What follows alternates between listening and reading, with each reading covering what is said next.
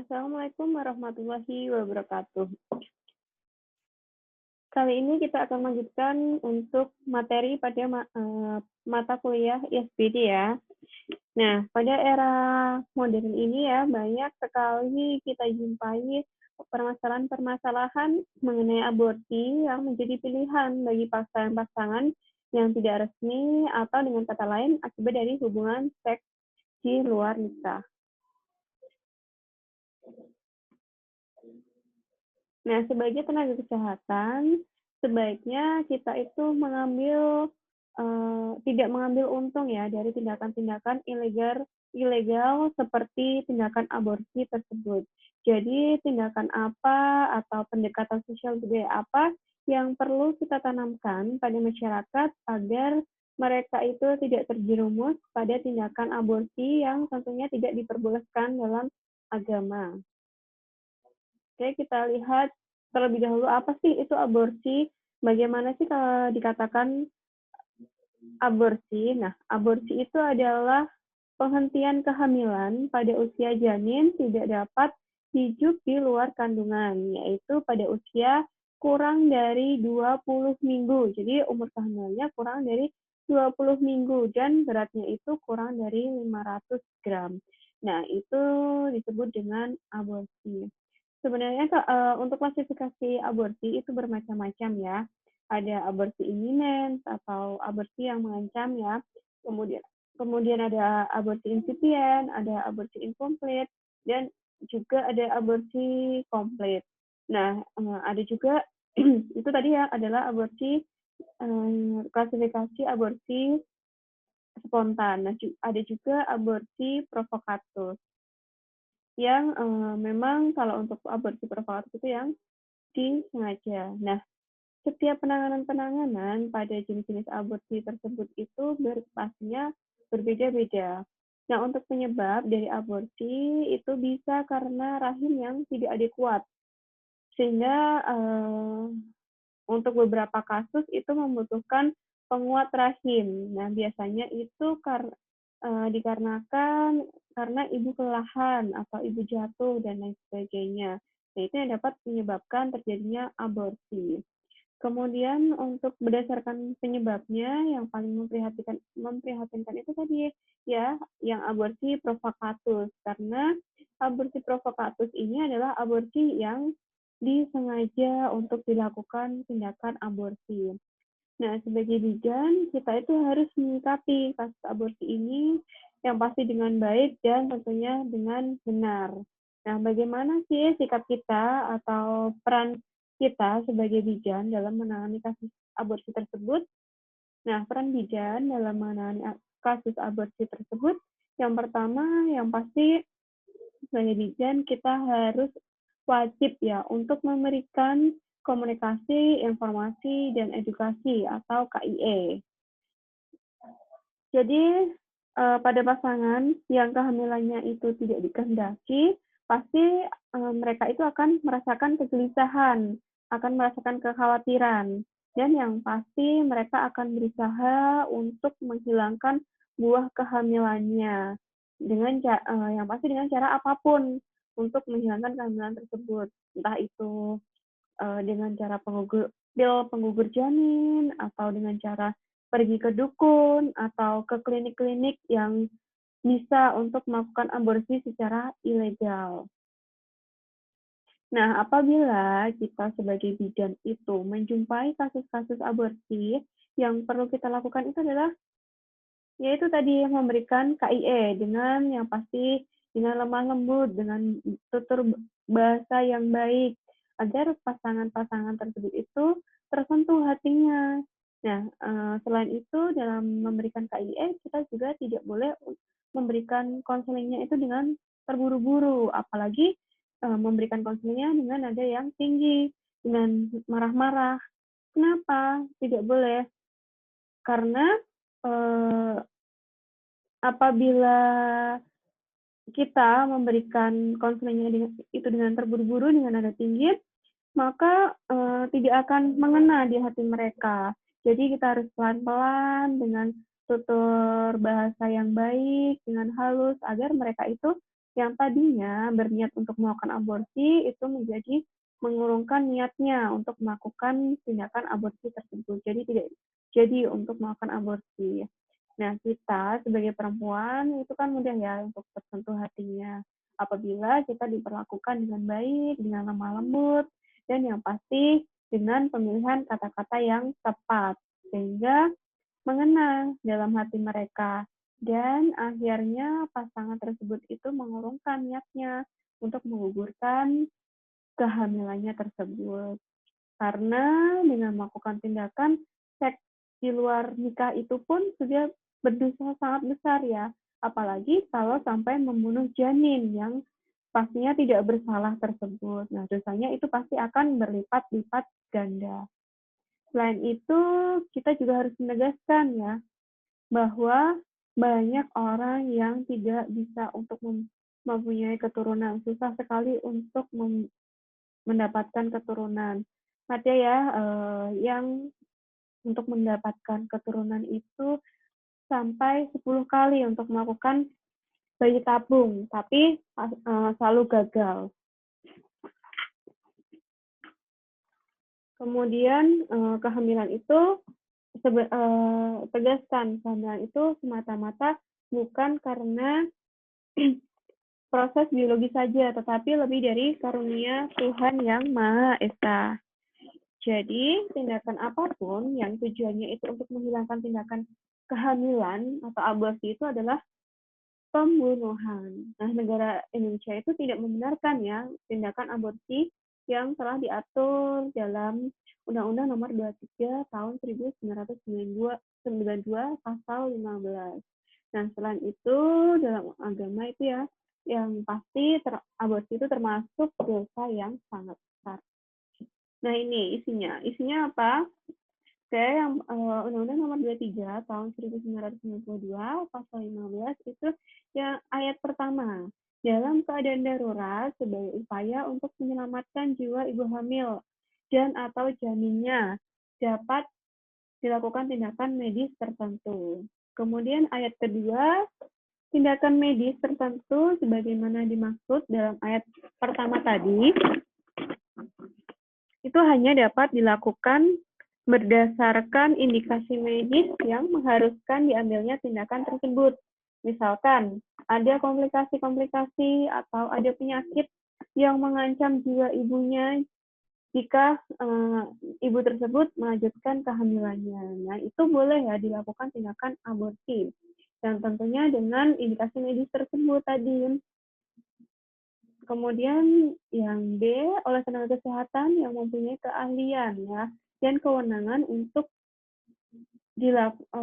itu dan dilakukan sesuai dengan tanggung jawab profesi serta berdasarkan pertimbangan dari tim ahli. Jadi harus dikonsulkan oleh dokter SPOG terlebih dahulu apakah diharuskan untuk menghentikan kehamilannya atau tidak. Kemudian yang selanjutnya yang C dengan persetujuan ibu hamil yang bersangkutan atau suami atau keluarganya. Ya, harus ada informed consent-nya apabila akan dilakukan tindakan aborsi tersebut. Kemudian pada sarana kesehatan tertentu, yang pasti ya, bukan dilakukan di klinik yang ilegal, tidak dilakukan di dukun beranak, dan sebagainya. Kemudian yang ketiga, ketentuan lebih lanjut mengenai tindakan medis tertentu sebagaimana dimaksud dalam ayat 1 dan ayat 2 ditetapkan dengan peraturan pemerintah. Nah, baik kita lanjutkan ke peran bidan ya dalam tindakan selain tadi yang pertama itu adalah memberikan KIE. Kemudian bidan itu harus memberikan informasi yang benar dan juga akurat tentang kesehatan reproduksi remaja, termasuk di dalamnya itu adalah informasi tentang keluarga berencana dan hubungan antar gender. Nah, itu diberikan tidak hanya untuk remaja misalkan melalui sekolah dan media lainnya, tetapi itu juga untuk keluarga dan juga untuk masyarakat. Ya, mereka jadi diberikan pengetahuan apabila dengan melakukan tindakan aborsi tersebut itu akan mengakibatkan menurunnya atau menundanya tertundanya kembali keaktifan seksualnya. Sehingga nantinya apabila ingin hamil lagi, pada masanya ingin hamil lagi, itu akan lebih sulit untuk bisa hamil lagi. Kemudian program pelayanan kesehatan reproduksi. Jadi kita biasanya ya di puskesmas itu menyediakan layanan yang ramah remaja. Sehingga dalam proses konseling itu kita akan menjaga kerahasiaan apapun yang akan mereka ceritakan kepada kita sebagai bidan. Kita tidak boleh menghakimi ya, Kak. Kamu itu salah, tidak boleh begini, kamu itu tidak boleh begitu.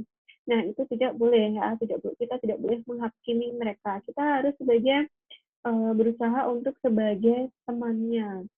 Kemudian kita juga harus peka pada persoalan-persoalan yang dihadapi oleh remaja. Jadi apapun permasalahannya yang dihadapi oleh mereka, itu kita harus peka untuk kita memberikan solusi yang bijak ya agar mereka itu merasa aman, merasa nyaman setelah menceritakan persoalan-persoalan mereka kepada kita. Kemudian yang selanjutnya yaitu upaya meretas hambatan sosial budaya. Nah ini ya adalah hambatan yang paling susah untuk dirubah ya karena sosial budaya itu melekat sekali di masyarakat ya karena misalkan dalam sosial ya kalau untuk dalam sosialnya hambatan sosial itu dalam masyarakat itu banyak sekali tersebar mitos-mitos. Misalkan tentang kesehatan reproduksi, tentang KB, tentang kehamilan, tentang persalinan, nifas, neo. Nah, dalam aspek sosialnya itu sekarang masih banyak ya ibu-ibu hamil yang masih percaya kepada dukun-dukun beranak untuk membantu persalinannya dengan alasan karena biayanya itu kalau kita bersalin di dukun biayanya lebih murah. Kemudian dapat membantu dukun tersebut itu dapat membantu dalam upacara adat yang berkaitan dengan kelahiran bayinya. Dan bisa juga dukun itu merawat ibu dan bayi sampai umur 40 hari setelah 40 hari postpartum. Nah, hal tersebut itu yang dapat menyebabkan tingginya angka kematian ibu akibat misalkan dalam persalinannya itu nanti terdapat perdarahan atau infeksi dan juga misalkan yang paling fatal juga terjadinya preeklamsi karena karena keterlambatan dalam penanganan tersebut ya misalkan apabila terjadinya perdarahan pada ibu bersalin, apabila terjadinya preeklamsi dan komplikasi-komplikasi lainnya, yang pasti dukun itu tidak bisa menangani. Selain itu juga kita juga tidak tahu ya apakah alat-alat yang digunakan oleh dukun tersebut untuk menangani persalinan itu apakah alat-alat itu steril atau tidak. Ya karena kalau tidak steril ya dapat menyebabkan infeksi yang nanti akan mengakibatkan dampak yang sangat fatal ya dapat menyebabkan kematian. Kemudian aspek budayanya ya kalau budayanya tentang mitos-mitos terhadap makanan ya misalkan mitos pada ibu hamil itu tidak boleh makan telur karena dapat mempersulit proses persalinannya nanti. Nah, mitos pada ibu menyusui juga apabila ibu menyusui itu makan ikan itu dapat mengakibatkan asinya menjadi asin ya padahal ikan tersebut mengandung tinggi protein yang dibutuhkan oleh ibu menyusui tersebut agar produksi asinya itu mencukupi. Kemudian mitos pada ibu nifas pada masyarakat tradisional itu kolostrum itu dianggap sebagai susu yang telah rusak karena warnanya yang kekuningan. Kemudian kolostrum tersebut dapat menyebabkan diare, dapat menyebabkan muntah, dapat menyebabkan masuk angin pada bayi ya. Padahal seperti yang telah kita ketahui ya, bahwa kolostrum itu sangat bagus sekali untuk kekebalan tubuh si bayi.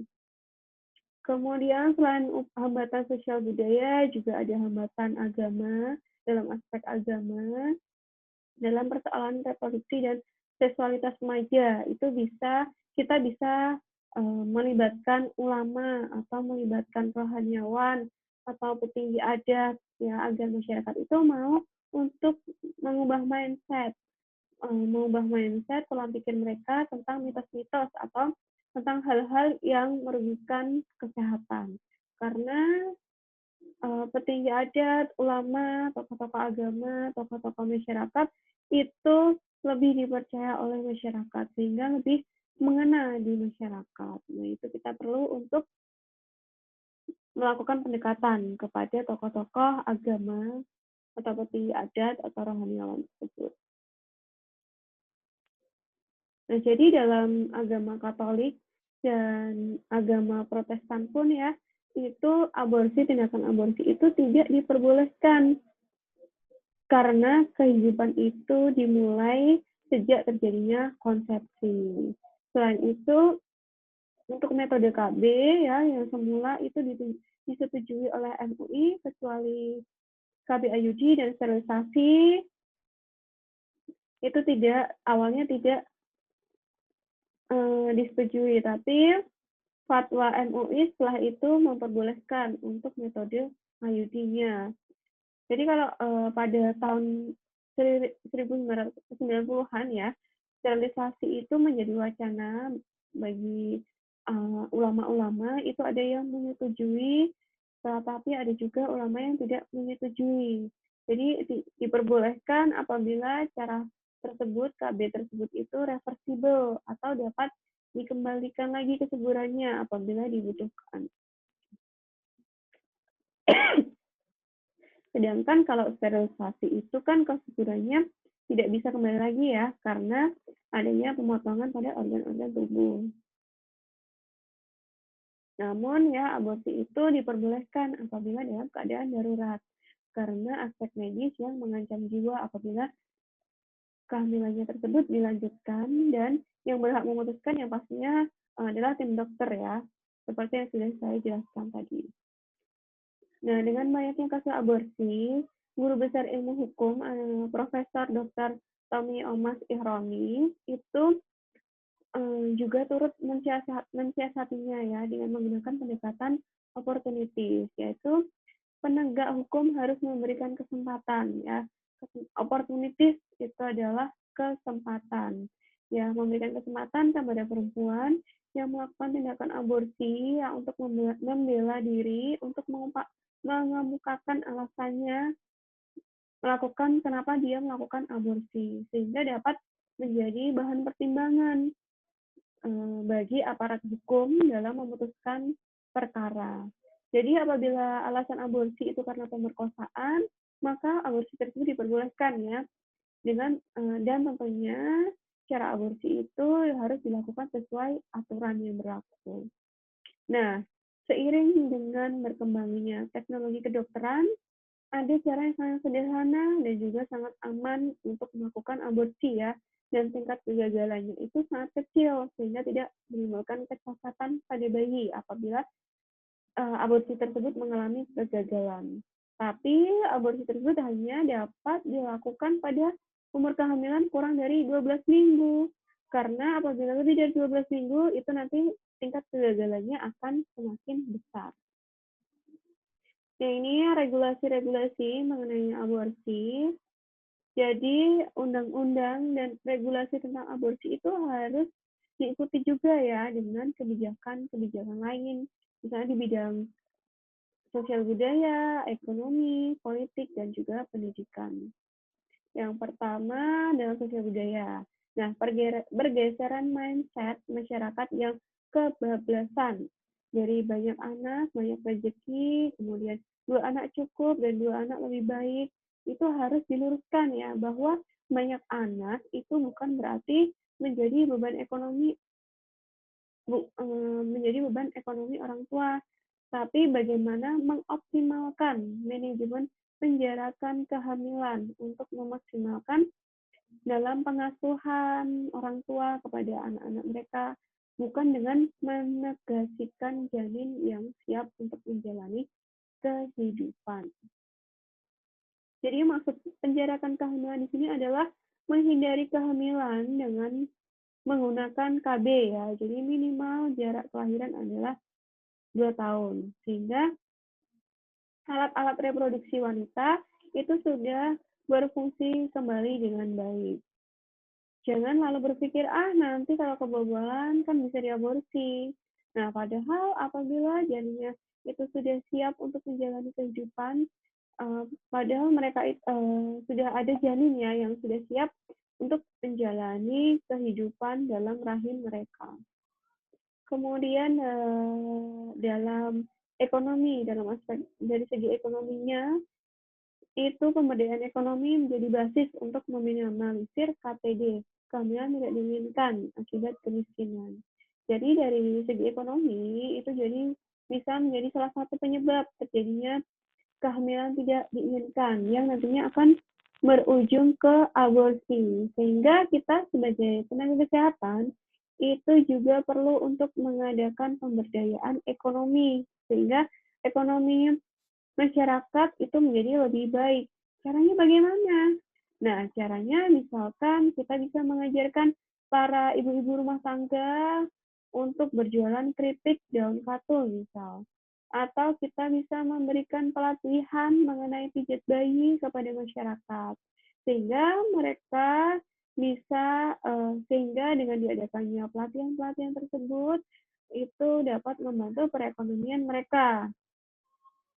Seperti itu. Kemudian dari segi politiknya itu ada kebijakan untuk menekan laju pertumbuhan penduduk dan menekan tingginya angka kematian ibu melalui program KB dan implementasi MDGs yang diimbangi dengan kualitas pelayanan dan penyuluhan yang benar kepada masyarakat. Jadi dengan membuat kebijakan-kebijakan misalkan apabila ada ibu hamil yang melahirkan dengan BPJS, kemudian harus langsung terpasang IUD setelah melahirkan. Kalau tidak seperti itu, banyak masyarakat yang takut atau ragu-ragu untuk melakukan KB ya, terutama KB IUD. Mereka takut kalau sakit saat memasukkan IUD, saat dipasang IUD. Takut nanti kalau misalkan benang yang ditanam itu hilang atau takut nanti saat melepas IUD dan lain sebagainya. Nah, tetapi walaupun mereka itu pengguna BPJS, tidak terus dibeda-bedakan ya dalam memberikan pelayanan. Mentang-mentang pasien tersebut menggunakan BPJS, terus kita seenaknya sendiri dalam memberikan pelayanan. Tidak boleh seperti itu ya. Kita harus melakukan segala tindakan sesuai protapnya. Entah itu pada pasien BPJS ataupun non-BPJS. Kemudian dalam aspek pendidikannya itu dikembangkan bagaimana sosialisasi dan edukasi sedini mungkin mengenai pendidikan seks dan KESPRO, PSKR ya, itu di Puskesmas ada program tersebut, termasuk di dalamnya adalah tentang KB, sehingga pengetahuan dan informasi tentang seks dan kesehatan reproduksi itu tidak diperbolehkan secara liar, parsial, atau separuh-separuh itu tidak boleh dan juga tidak bertanggung jawab. Itu tidak boleh ya, sehingga harus benar sesuai dengan alurnya untuk kita memberikan pengetahuan dan informasi mengenai seks dan kesehatan reproduksi. Nah, ini legalisasi aborsi itu bukan solusi tanpa disertai dengan kebijakan dan rekayasa sosial lainnya. Karena terbukti aborsi dengan cara aman sekalipun tetap ada resiko, entah itu langsung ataupun tidak langsung kepada perempuan yang melakukan. Nah, sindrom pasca operasi merupakan dampak dari aborsi karena merupakan ancaman terhadap keselamatan fisik maupun psikologis pada ibu tersebut. Tetapi bukan berarti aborsi itu tidak diperbolehkan apabila tindakan tersebut dengan indikasi medis. Jadi apabila ada indikasi medis yang mengindikasikan bahwa apabila ibu tersebut itu melanjutkan kehamilannya, itu dapat membahayakan jiwa ibu tersebut dan janinnya, sehingga harus terpaksa untuk mengakhirinya apabila dilanjutkan itu dapat mengancam nyawa. Nah, itu diperbolehkan. Misalkan pada kasus rubella, ibu dengan rubella apabila tetap dilanjutkan itu bisa menjadi IUFG atau intrauterine fetal death. Kemudian janin mati dalam kandungan atau bisa lahir tapi lahirnya itu cacat. Nah, sehingga mau tidak mau kehamilannya itu harus diakhiri. Nah, dalam RKUHP itu dinyatakan bahwa setiap perempuan yang menggugurkan atau mematikan kandungannya atau meminta orang lain untuk menggugurkan kandungannya itu akan dipidana dengan tindak pidana penjara. Paling lama itu 4 tahun. 4 tahun penjara. Nah, rumusan pasal ini itu bertentangan dengan pasal 75 Undang-Undang Nomor 36 Tahun 2009 tentang kesehatan, bahwa larangan aborsi itu dikecualikan untuk keadaan darurat, kedaruratan medis, dan untuk korban-korban yang perkosaan. Jadi untuk tindakan aborsi untuk tadi ya sudah saya jelaskan, kalau aborsi boleh dilakukan apabila terjadi kedaruratan medis atau pada korban-korban perkosaan. Kemudian fatwa MUI nomor 4 tahun 2005 tentang aborsi itu juga mengecualikan tindakan aborsi yang diperbolehkan untuk dilakukan itu apabila adanya kedaruratan medis atau untuk korban perkosaan. Nah, sedangkan untuk RKUHP itu berusaha untuk mengkriminalkan semua bentuk perbuatan pengguguran kandungan. Terlebih lagi secara spesifik pasal tersebut mengkriminalkan perempuan. Nah, pengecualian pemidanaan itu hanya berlaku pada dokter yang melakukan aborsi tersebut, namun tetap berlaku untuk perempuan yang melakukan. Jadi, untuk tindakan aborsi itu hanya diperbolehkan dilakukan oleh dokter. Nah, hal ini jelas diskriminatif dan akan membahayakan program pemerintah yang berkomitmen untuk menurunkan angka kematian ibu dan angka kematian dini pada bayi. Nah, ini untuk